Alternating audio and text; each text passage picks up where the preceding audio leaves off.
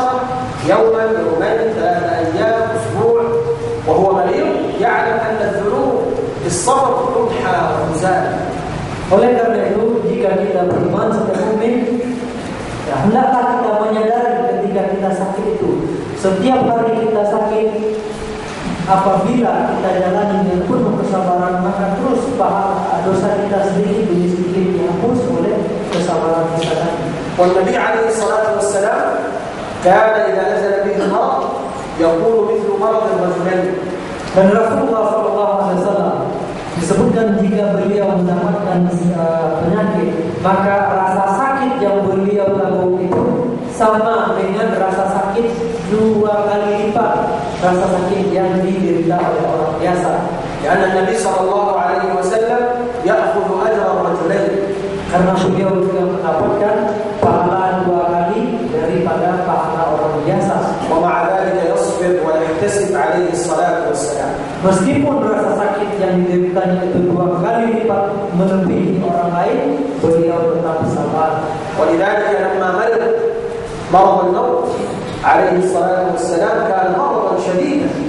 Oleh karena itu ketika beliau sakit meninggal, sakitnya sangat parah sekali. وكان يقول عليه الصلاة والسلام إن كنا للموت لسكرات. Kemudian Rasulullah pun berkata, sesungguhnya kematian itu ada masa-masa sekarat. ولما أنزل الله تبارك وتعالى قوله جل وعلا أعوذ بالله من الشيطان الرجيم ليس بأمانيكم ولا أماني أهل الكتاب من يعمل سوءا يجز به. هذه الآية عندما نزلت أن كل إنسان إذا عمل سوءا سيجازى به. الصحابة قال أبو بكر يا رسول الله هذه الآية يقول الله كل شيء نعمله نجازى به، الصغائر الذنوب الصغيرة كل عمل نعمله سنجازى به. هذا كان سؤال أبو بكر.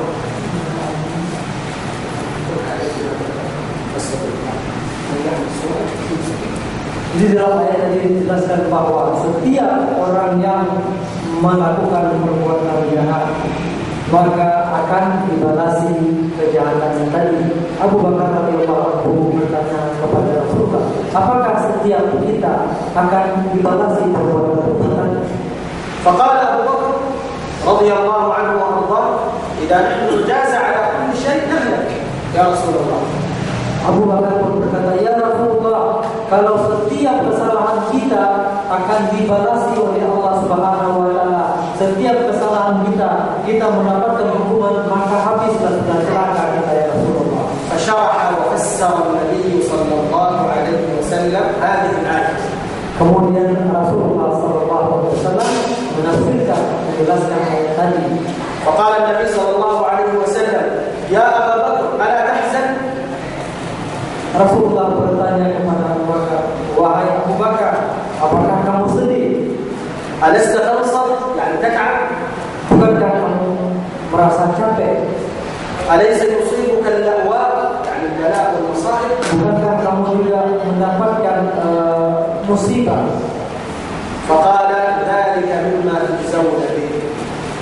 Kemudian itulah semua yang akan, dari itu semua kamu semua akan mendapatkan balasan dari kesedihan yang menimpa kita, dari keletihan yang menimpa kita, dari musibah-musibah yang kita dapatkan, maka itu semua akan dibalasi oleh Allah berupa pahala.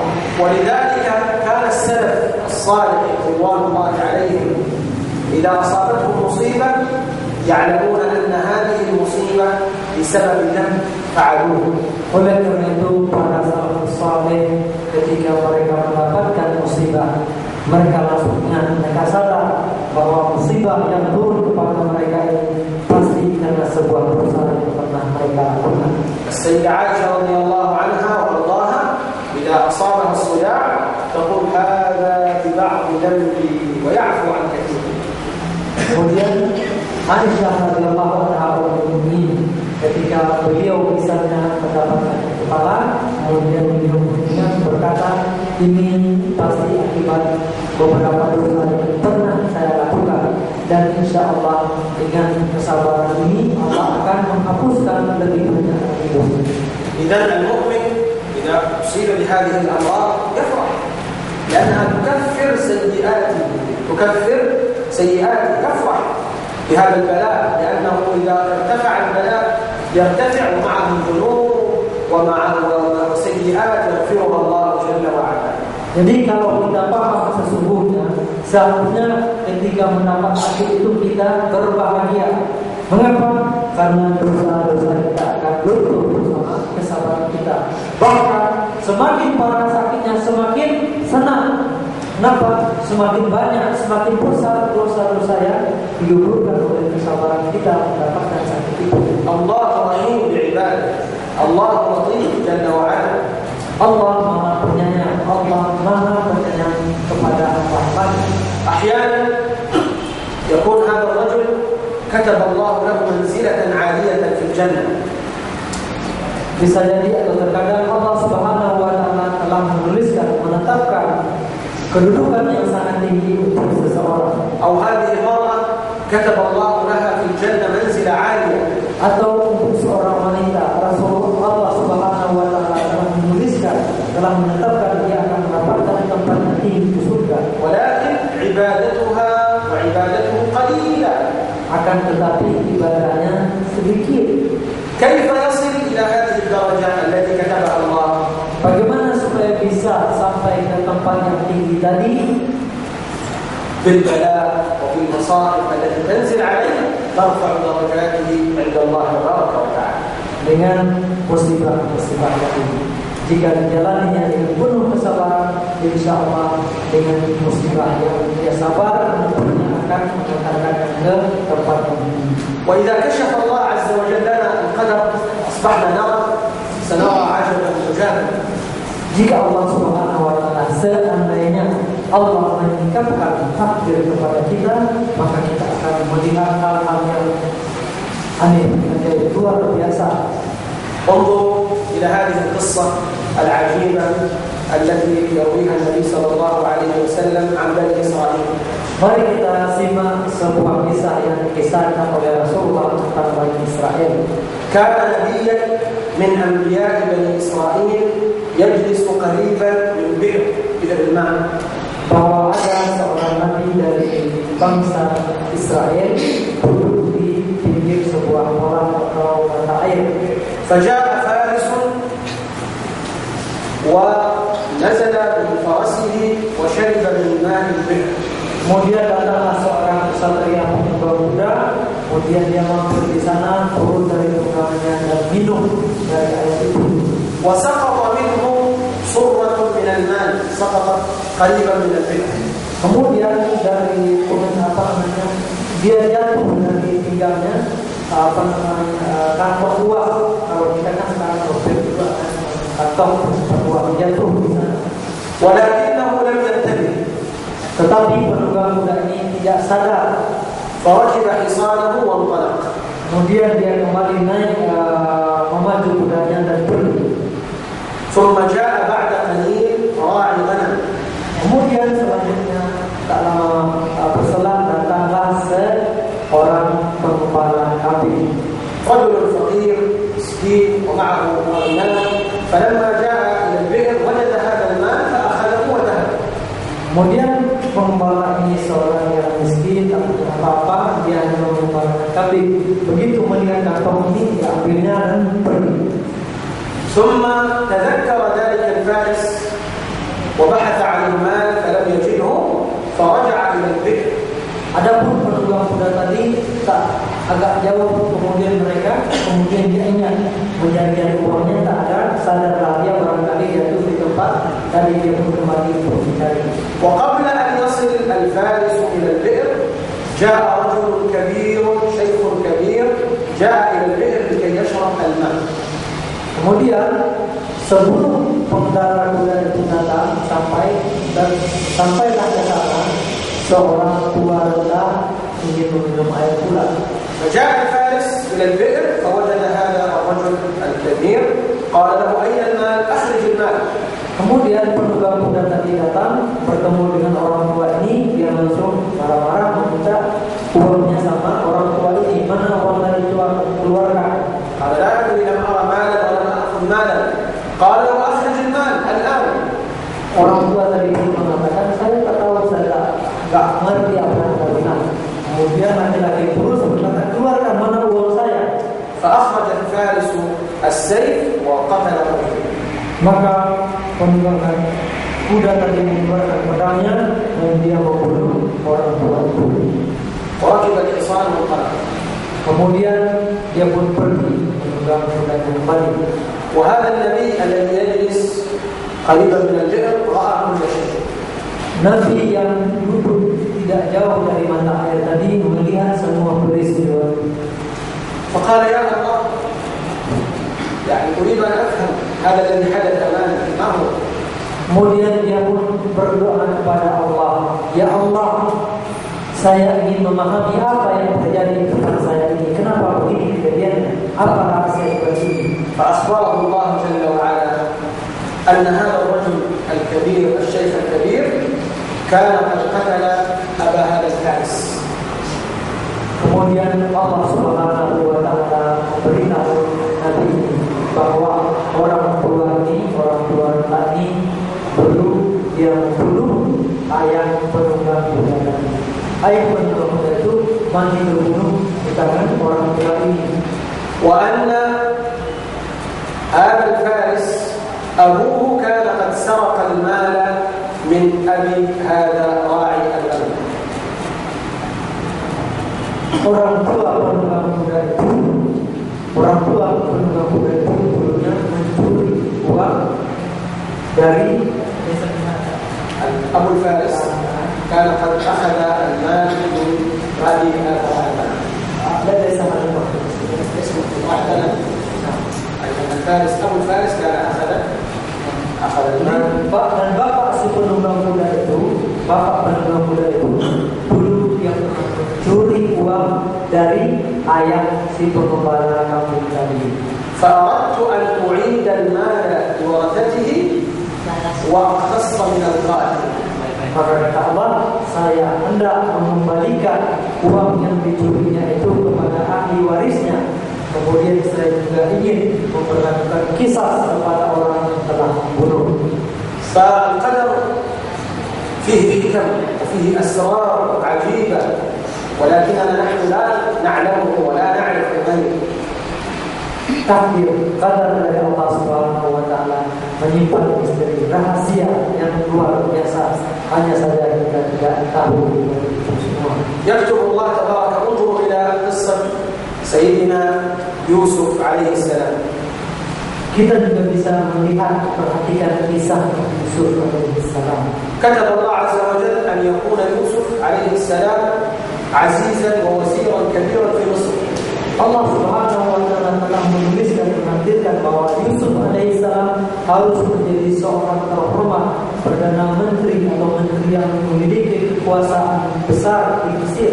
حتى يصل إلى هذه الدرجة انظر ماذا قدر الله تبارك وتعالى. Supaya dia bisa mencapai derajat ini, perhatikan apa yang Allah Subhanahu wa taala lakukan kepada Nabi Yusuf. إخوانه يلقونه في البئر.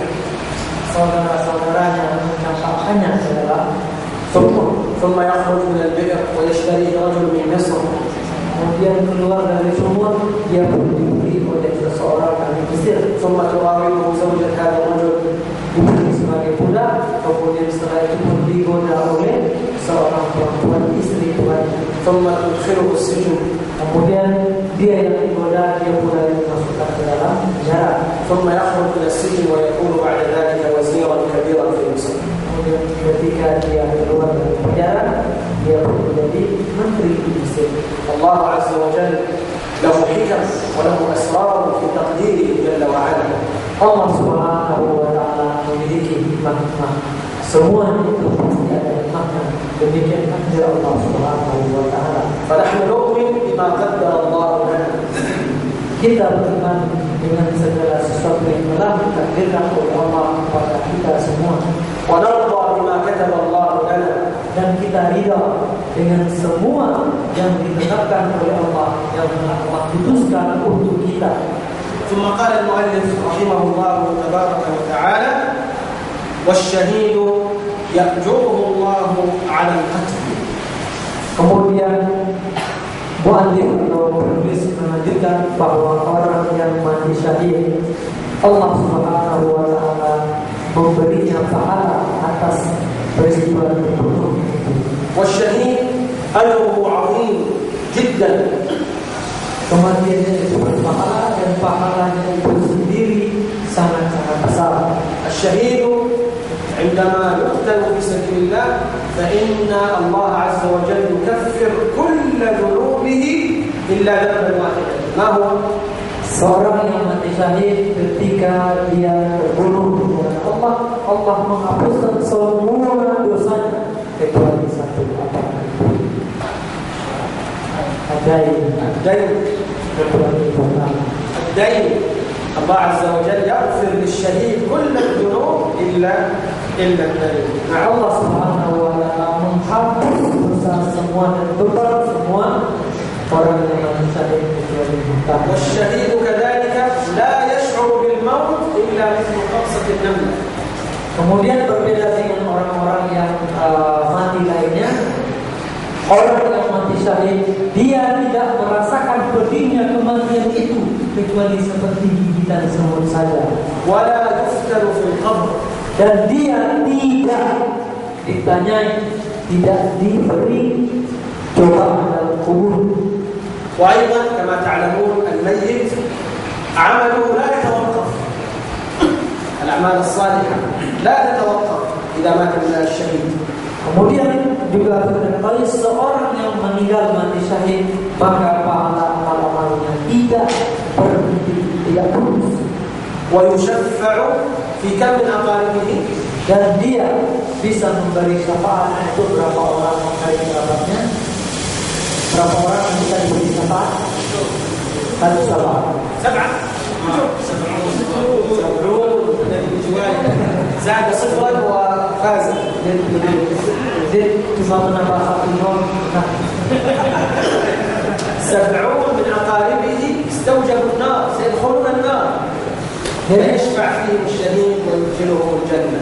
Orang yang mati syahid tadi ada 70 karib kerabatnya yang berhak, yang harus masuk neraka, tapi dia bisa memberi syafaat sehingga mereka tidak masuk neraka. كان رجل من الصحابة الكرام اسمه حنظلة ابن عامر. حنظلة ابن أبي عامر. حنظلة. Jadi ada seorang sahabat yang bernama Hanzalah, bukan Hamzah, tapi Hanzalah bin Abi Amir. حنظلة ابن أبي عامر رضي الله عنه وأرضاه تزوج. Hanzalah bin Abi Amir menikah. وفي الصباح دعي للجهاد. Maka pagi-pagi sekali dia atau ada panggilan untuk jihad. وحضر كما تعلمون متزوج ليلة واحدة فقط. Sebagaimana kita tahu dia baru malam pertama, pagi itu baru malam pertama. فخرج من بيته وخرج مع الرسول عليه الصلاة والسلام لتلك المعركة. Kemudian dia pun meninggalkan rumahnya, bergabung dengan pasukan Rasulullah SAW dalam medan jihad. لم يقضي مع زوجته إلا 1 malam. Ya, dia tidak menghabiskan dengan istri cuma 1 malam. ليلة واحدة فقط وخرج للجهاد في سبيل الله وقتل. Hanya 1 malam, kemudian dia berangkat jihad dan meninggal. ولكن انظروا ماذا حدث له بعد أن قتل في سبيل الله. Dan apa yang terjadi kepada beliau setelah mati syahid? النبي صلى الله عليه وسلم لما رآه ميتا طلب أن ينادي زوجته لكي يسألها. Rasulullah sallallahu alaihi wasallam ketika telah menemukan Hanzalah yang meninggal meminta menanyakan istrinya, mana istrinya. Beliau bertanya kepada istrinya sesuatu. ما شأنه حنظلة؟ Rasulullah bertanya kepada istri Hanzalah, ada apa dengan Hanzalah? قالت يا رسول الله لما سمع نداء الجهاد خرج من بيته جنوبا لم يغتسل. Istrinya berkata, ya Rasulullah, ketika dia mendengarkan panggilan jihad, beliau meninggalkan rumah belum sempat mandi wajib. فقال النبي صلى الله عليه وسلم لقد رأيت الملائكة تغسل حنظلة تغسله الملائكة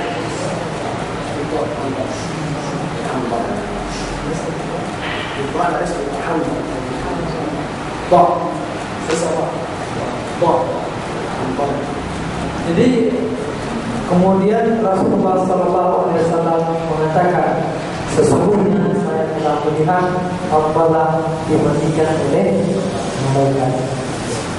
A'udzu billahi minasy syaithanir rajim. Wa la tahsabanna alladhina qutilu fi sabilillahi amwata bal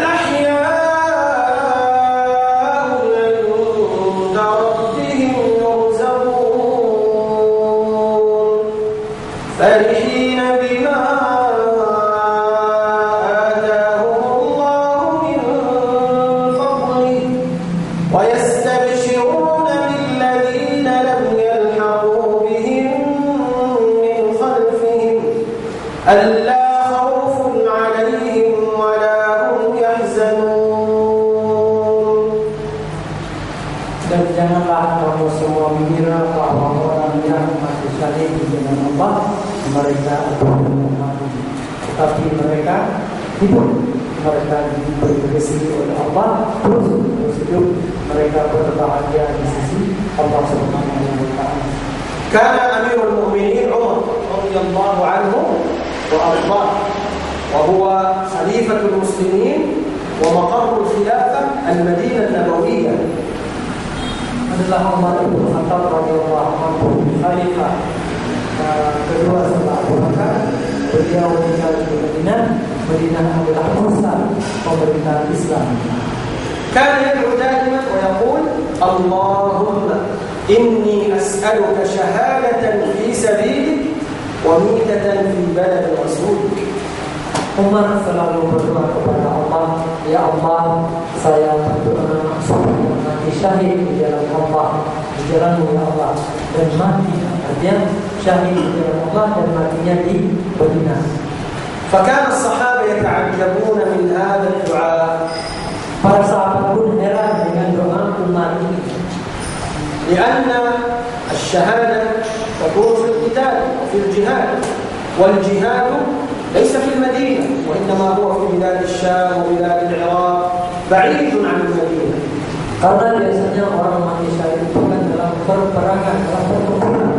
Sementara di Madinah sendiri kondisinya sudah aman, tidak ada lagi jihad. Jihad itu di daerah-daerah perbatasan, daerah Syam, daerah Persia dan daerah-daerah yang sangat jauh dari Madinah.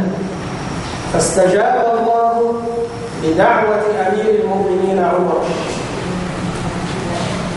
Allah Subhanahu wa taala mengabulkan doa Umar bin Khattab radhiyallahu anhu. Kaifa dzalik? Bagaimana Allah mengabulkan doanya?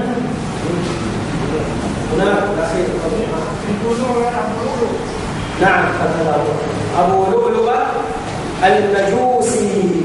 Abu Lu'lu'ah al-Majusi rajul farisi هو ومجوسي ليس مسلم، كان في المدينة عبدا عند رجل من الصحابة اسمه المغيرة ابن شعبة رضي الله عنه. Beliau dibunuh oleh seorang laki-laki di Persia beragama Majusi, bukan Muslim. Dia budak di bawah. Ini Al-Mughirah bin Syu'bah, salah seorang sahabat. هذا الرجل دخل المسجد وعمر يصلي في المسلمين ومعه خنجر له حدين. Abu Lu'lu'ah ini masuk ke dalam masjid dalam ketika sholat subuh. Dia membawa pelati yang memiliki dua mata. وعمر يصلي بالصحن.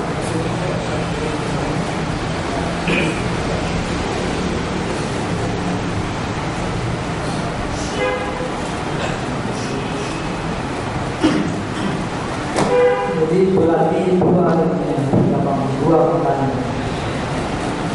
ثم هجم على عمر وهو يصلي بالمسلمين وطعنه بهذا بهذا الخنجر عدة طعنات.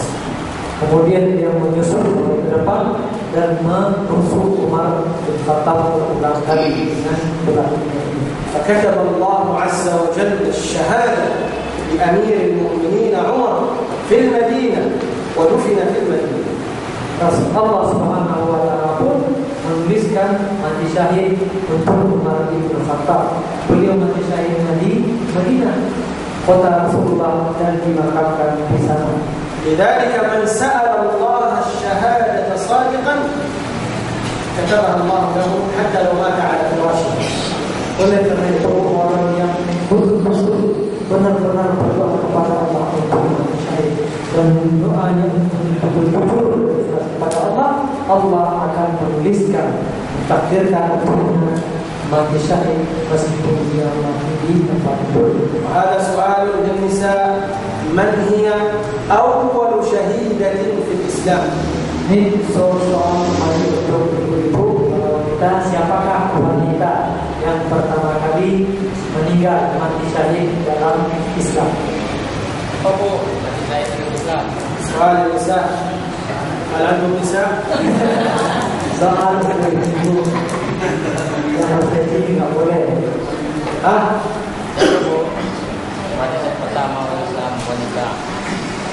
خلاص يدركوا ويفكرون إذا وجدوا الجواب في ورقة أرسلوها. Jadi kita beri kesempatan berpikir dulu, kalau dapat jawabannya Bu, ditulis dikirim ke depan ya. إلى نهاية الجلسة Sampai akhir ini, sampai akhir terakhir. وهذه المرأة ليست أول شهيدة يعني من النساء، لا بل من الرجال والنساء، أول شهيد في الإسلام رجال ونساء. Bahkan bukan hanya untuk wanita saja, tapi wanita ini yang mati syahid ini secara umum, baik laki-laki maupun perempuan, yang pertama kali mati syahid itu adalah wanita ini. Dan awal man aman bi Rasulillah imra'ah Sayyidah Khadijah radhiyallahu anha. Wa awal syahid aidan imra'ah. Yang pertama kali beriman kepada Rasulullah wanita, yaitu Khadijah binti Khuwailid. Dan yang pertama mati syahid juga wanita. Man? Siapa namanya Bu? Bukan Khadijah. لا Khadijah yang pertama masuk Islam. طيب ثم بعد ذلك قال الإمام البربهاري رحمه الله تبارك وتعالى: والإيمان بأن الأطفال إذا أصابهم شيء في دار الدنيا يعلمون.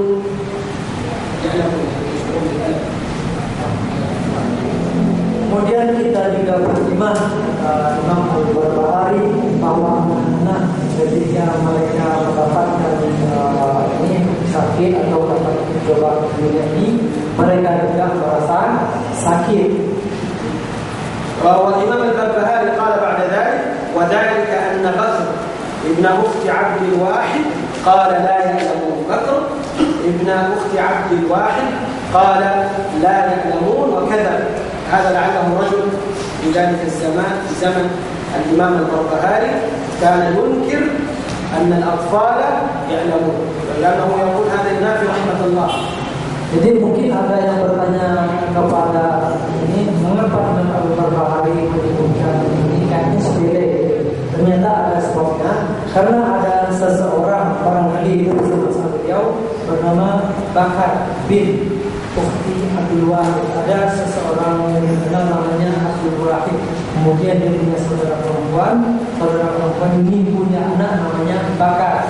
Nah, Bakarnya ini mengatakan anak-anak itu tak pernah merasa sakit. Kalau anak-anak merasa sakit, berarti Tuhan tidak ada kasih sayangnya. Nah, itu subhannya. Kemudian subhannya ini diingkari oleh Imam Al-Barbahari.